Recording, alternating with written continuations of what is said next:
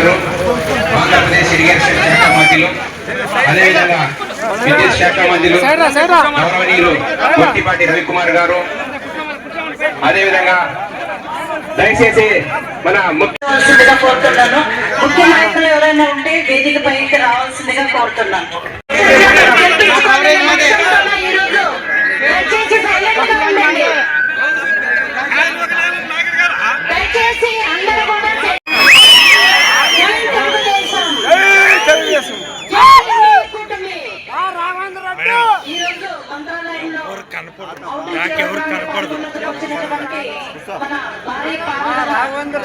శాఖ పార్టీలు నిమ్మల రామనాయుడు గారికి, అదేవిధంగా విద్యుత్ శాఖ మినిస్టర్ వర్యులు గొట్టిపాటి రవికుమార్ గారికి, ఎంపీ నాగార్జున గారికి, ఇన్ఛార్జ్ రవీంద్ర గారికి,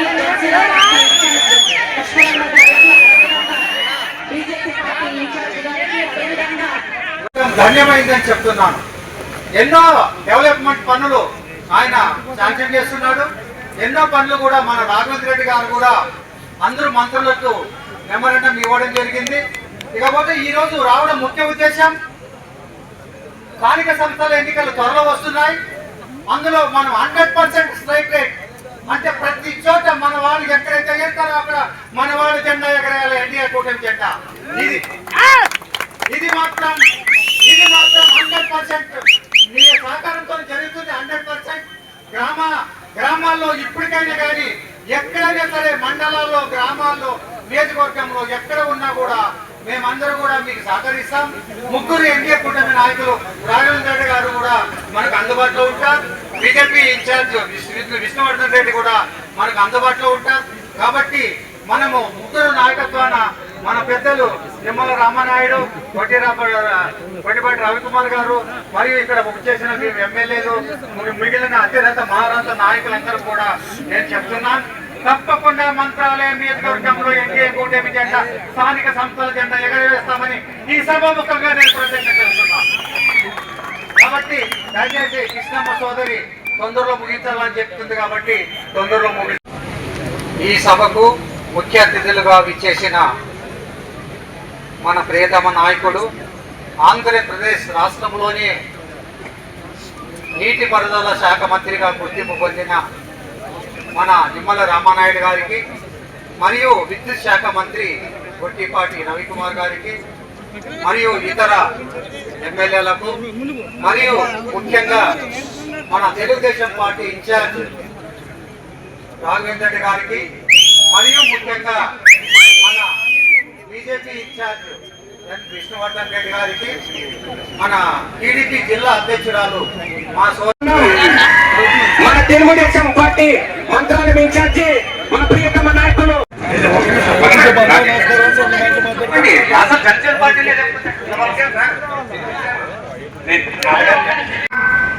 వాటర్ సెట్లు శాంక్షన్ చేసి వాటర్ సెట్లు కొంచెం నిర్మించుకుంటే గ్రౌండ్ వాటర్ పెరిగే అవకాశం ఉందని చెప్పి ఈ వాటర్ సెట్స్ కూడా మన నియోజకవర్గానికి శాంక్షన్ ఇవ్వాల్సిందిగా అందరికీ సమయంగా కోరుకుంటున్నా. అలాగే గత మన తెలుగుదేశం ప్రభుత్వంలో లిఫ్ట్ ఇరిగేషన్లు తీసుకురావడం జరిగింది. ఆ లిఫ్ట్ ఇరిగేషన్ల ద్వారా కూడా ఇప్పుడు కొన్ని జగ్నాయిలు అయితేనేమి మన దిద్ది కొన్ని లిఫ్ట్ ఇరిగేషన్లు కూడా నడుస్తున్నాయి.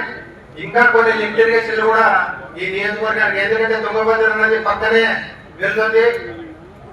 మనం నీటిని మనం పంటలు పండించుకోవాలనుకుంటే ఇంకా కొన్ని లిఫ్ట్ ఇరిగేషన్లు కూడా అవసరం ఉందని చెప్పి అన్నగారికి తెలియజేసుకుంటున్నా. అదేవిధంగా మన ఎనర్జీ మినిస్టర్ నగర్ ముఖ్యంగా మా మంత్రాలయం నియోజకవర్గంలో ఉన్నటువంటి సమస్యలు ఏమన్నా అంటే, మంత్రాలయం హెడ్ క్వార్టర్ లో దాదాపు 5,000 మంది జనాభా 5,000 మంది జనాభా ఉన్నటువంటి రాఘవేంద్రపురంలో మధ్యలో వైర్లు 33 kV వైర్లు పోవడం జరిగింది. ఆ వైర్లు పూర్తిగా ఆ ఖాళీల మొత్తం కూడా అందులోనే ముందుకు పోవడం జరిగింది. కాబట్టి ఇంతకు ముందు కూడా మీకు 2-3 సార్లు కూడా చెప్పాను, అన్నగారు కూడా మాట ఇచ్చారు, మంత్రాలయం మాత్రం ఖచ్చితంగా తీపించే బాధ్యత నాదని చెప్పి తెలియజేయడం కూడా జరిగింది. అదేవిధంగా ఉరుకొండ గ్రామంలో కూడా కేవీ వైర్లు కూడా పోవడం జరిగింది. అదేవిధంగా చిన్న తొమ్మడము, చిన్న కడుపూరు, ఎనిగేరు గ్రామాల్లో కూడా ఈ వైర్ల ప్రాబ్లం ఉంది. అవన్నీ కూడా మనం ఎస్టిమేట్ చేసి కూడా పంపడం జరిగిందని చెప్పి తెలియజేసుకుంటున్నా. కాబట్టి సమయం లేదుగా చాలా కూడా ఏం మాట్లాడేది అన్న. మా నియోజకవర్గంపై ముఖ్యమంత్రి గారు అదేవిధంగా మన పార్టీ ప్రత్యేకంగా దృష్టి పెట్టి ఇప్పటికే దాదాపు ఆర్ఎంపీ రోడ్లు కూడా ఎప్పుడో 20 సంవత్సరాల క్రితం చేసినటువంటి రోడ్లు కూడా బాగు చేసుకోవడం జరిగింది. అనేక అభివృద్ధి కార్యక్రమాలు మన ప్రభుత్వం వచ్చిన తర్వాతనే జరిగినటువంటి పరిస్థితి. గత వైసీపీ ప్రభుత్వంలో ఏ ఒక్క గంప సిమెంట్ కూడా వేయలేనటువంటి పరిస్థితి మన నియోజకవర్గంలో. మన కూటమి ప్రభుత్వం వచ్చిన తర్వాతనే డెవలప్ జరిగిందంటే గత తెలుగుదేశం ప్రభుత్వం 2014 నుంచి 19లో మళ్ళా ఇప్పుడు మనం జరుగుతుందని చెప్పి తెలియజేసుకుంటూ ఖచ్చితంగా ఏ అవసరం వచ్చినా మనకు అందుబాటులో ఉన్నటువంటి మన ఇన్ఛార్జి మంత్రి వర్యులు, అదేవిధంగా నేను ఎప్పుడు వెళ్ళినా సబ్ స్టేషన్ కూడా మనకు చాలా అవసరం ఉందని చెప్తే ఫస్ట్ రాజమండ్రి దగ్గర సబ్ స్టేషన్ కూడా శాంక్షన్ చేసుకోవడం జరిగింది అన్నగారి దగ్గర నుంచి. వారికి కూడా నా ప్రత్యేక ధన్యవాదాలు తెలియజేసుకుంటున్నా. ముఖ్యంగా ఇంకా కందకూరు దగ్గర ఒకటి చాలా అవసరం ఉంది. అదేవిధంగా ఐరన్ దగ్గర ఒకటి, ఎందుకంటే నది ప్రవాహంలో నది పక్కనే ఉన్నటువంటి స్కీములకి అన్నిటి కూడా లో వోల్టేజ్ వల్ల స్కీములు కూడా రన్ కాని పరిస్థితి. ఐరన్ ఖచ్చితంగా అదొక్కటి మాత్రం సబ్ స్టేషన్ ముందుగా శాంక్షన్ చేయవలసిందిగా సవనీయంగా కోరుకుంటున్నా. అందరికీ తెలియజేసేది ఒకటి, రేపు రాబోయే స్థానిక సంస్థల ఎలక్షన్ లో బీజేపీ, జనసేన, తెలుగుదేశం పార్టీ కలిసికట్టుగా ముందుకు పోయి అందరూ కూడా కలిసికట్టుగా ముందుకు పోయి 100% మండల నియోజకవర్గంలో సక్సెస్ కావాలని చెప్పి తెలియజేసుకుంటూ ఈ అవకాశం ఇచ్చిన ప్రతి ఒక్కరికి నా ధన్యవాదాలు తెలియజేసుకుంటున్నాను.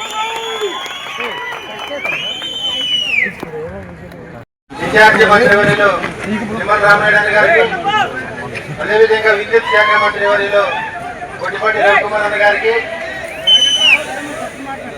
అదేవిధంగా మన పార్లమెంట్ సభ్యులైనటువంటి మంచిలింగల నాగరాజన్న గారికి,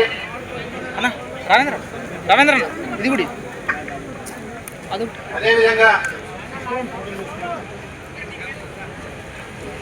మన జిల్లా గుట్ట కృష్ణమ్మ గారికి, జోనల్ ఇన్ఛార్జ్ శ్రీనివాసరెడ్డి గారికి, అబ్జర్వర్ కేసీ హరియాణ గారికి, వేదికను అలంకరించిన పెద్దలందరికీ కూడా మా ధన్యవాదాలు తెలియజేసుకుంటున్నా.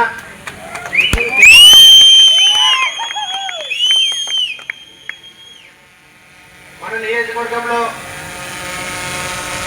ఇప్పటికే దాదాపుగా మన ముఖ్యమంత్రి గారి దయతో మా ఇన్ఛార్జి గారి మంత్రి గారి వరిన ఆయన కూడా మన నియోజకవర్గంపై ఎంతో దృష్టి పెట్టి నేను పోయి ప్రతిసారి కూడా ఏ అన్నగారికి ఏది విన్నవించుకున్నా అర్ధరాత్రి అయినా 12 గంటలప్పుడు ఇంటికి వెళ్ళినా కూడా పిలుచుకొని మాట్లాడే సందర్భాలు ఉన్నాయి. ఎప్పుడు వెళ్ళినా మన కోసం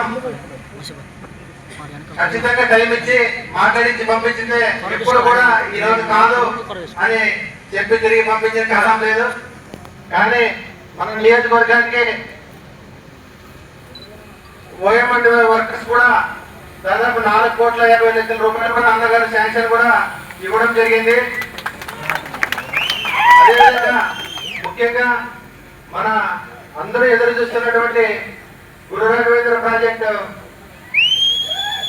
మొన్న మన ప్రభుత్వం వచ్చిన తర్వాత దొంగతనం కావడం కూడా జరిగింది. అవన్నీ కూడా ఎస్టిమేట్ చేసి పంపడం జరిగింది. ఆ ఫైల్ కూడా ఫైనాన్స్ డిపార్ట్మెంట్ లో ఉంది. అది అన్నగారు కూడా తెలుసు. అన్నగారు దాదాపు దాన్ని ఆ ఫైల్ ఎంబడి కదిలించుకోవడం కూడా జరిగిందని చెప్పి తెలియజేసుకుంటున్నా. అది వీలైనంత త్వరలో శాంక్షన్ చేసుకుంటే దాదాపు దానికి ఎంత 15,000 ఎకరాలు కూడా సాగు చేసుకోవడం జరుగుతుందని చెప్పి తెలియజేసుకుంటున్నా. గురురాఘవేంద్రతో పాటు దుద్ది ఇవన్నీ కూడా చేసుకోవడం జరుగుతుంది. అదేవిధంగా ముఖ్యంగా మన నియోజకవర్గానికి తాగునీటి సమస్య. ఈ తాగునీటి సమస్య తీరాలంటే గతంలోనే ముఖ్యమంత్రి గారు 2018లో శంకుస్థాపన కూడా చేయడం జరిగింది. అప్పుడు 200 కోట్లు శాంక్షన్ చేసి అక్కడ భూమి పూజ కూడా చేయబడడం జరిగింది. కానీ అనివార్య కారణాల వల్ల మన ప్రభుత్వం ఆ రోజు పోయిన తర్వాత వైసీపీ వాళ్ళు కనీసం దాన్ని అంతటి కూడా కోలేని పరిస్థితి. ఇప్పుడు మళ్ళా 592.11 కోట్లతో ప్రతిపాదనలు కూడా వేసి పంపడం జరిగింది. అది మన నియోజకవర్గం ఆ వర్క్ ఒకటే శాంక్షన్ అయితే మన నియోజకవర్గంతో పాటు ఆందోళన ఆస్పరి మండలాలు 2 మండలాలు కూడా దాంట్లో 6 మండలాలతో పాటు 163 గ్రామాలకి నీరు ఇచ్చిన వాళ్ళు అవుతామని చెప్పి తెలియజేసుకుంటున్నా. సాగునీరుకి వస్తే ఎన్నో సంవత్సరాలు ఎదురు చూస్తున్నటువంటి ఆర్టీఎస్ కెనాల్ అది కూడా ఆ రోజు మన ముఖ్యమంత్రి గారు 1980 కోట్ల రూపాయలతో శాంక్షన్ చేసిన తర్వాత వైసీపీ ప్రభుత్వం వచ్చిందని పూర్తిగా నిర్వీర్యం చేసి ఆ ప్రాజెక్ట్ ని కూడా పట్టించుకోలేని పరిస్థితి. అది మన ముఖ్యమంత్రి గారు కూడా ఖచ్చితంగా అది చేస్తారని చెప్పి కూడా చెప్పడం జరిగింది.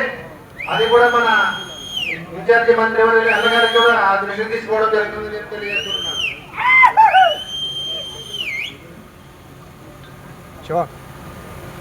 గురురాఘవేంద్ర గురించి ఇందాక చెప్పాను కదా. మాధవరం లిఫ్ట్ ఇరిగేషన్ కింద 4,211 ఎకరాలు, మూగలతోటి లిఫ్ట్ ఇరిగేషన్ కింద 3,793 ఎకరాలు, వసలతోటి లిఫ్ట్ ఇరిగేషన్ కింద 6,450 ఎకరాలు, దుద్ది లిఫ్ట్ ఇరిగేషన్ కింద 300 ఎకరాలు కూడా సాగు, మొత్తం 17,454 ఎకరాలు సాగు చేసుకోవడం జరుగుతుంది. ఈ వీలైనంత త్వరగా ఈ వర్కులు కూడా శాంక్షన్ చేసి అందించవలసిందిగా అన్నగారికి విన్నవించుకోవడం జరుగుతుందని చెప్పి తెలియజేసుకుంటున్నాను.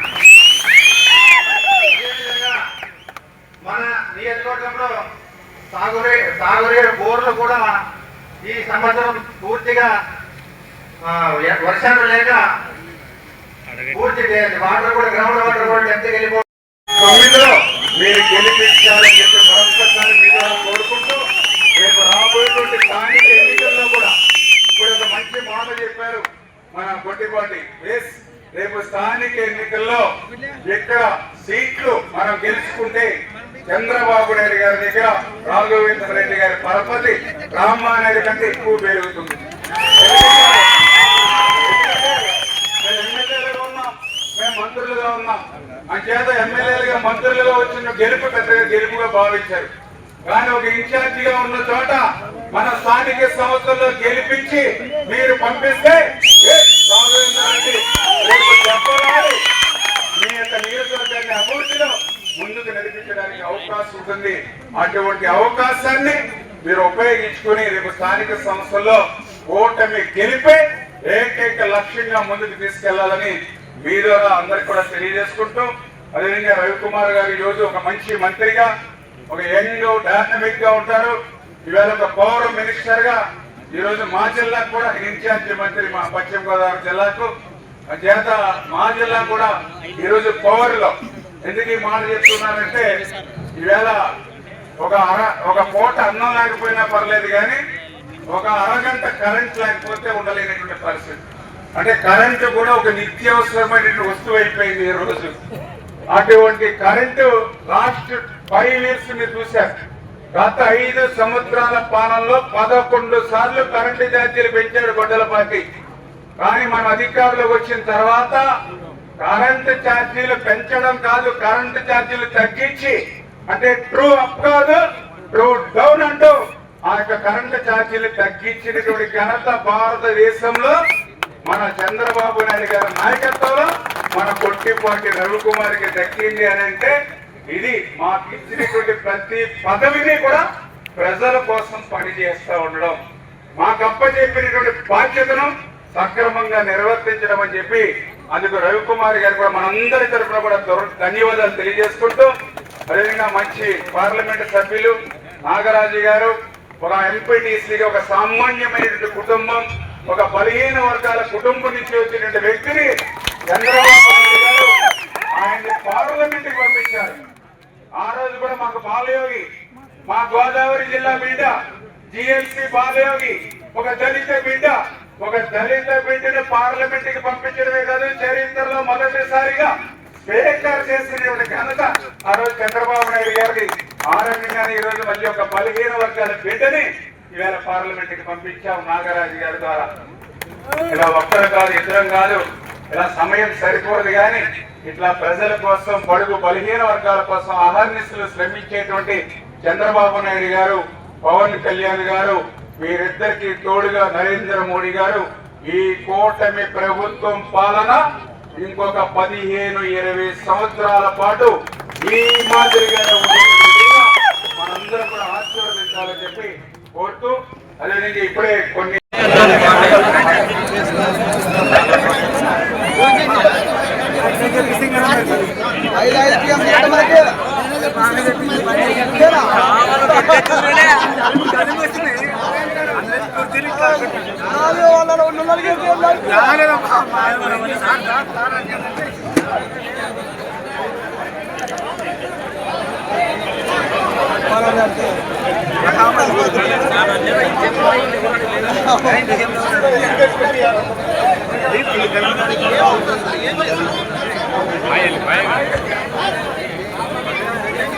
ఇస్తామా కూడా వచ్చేదా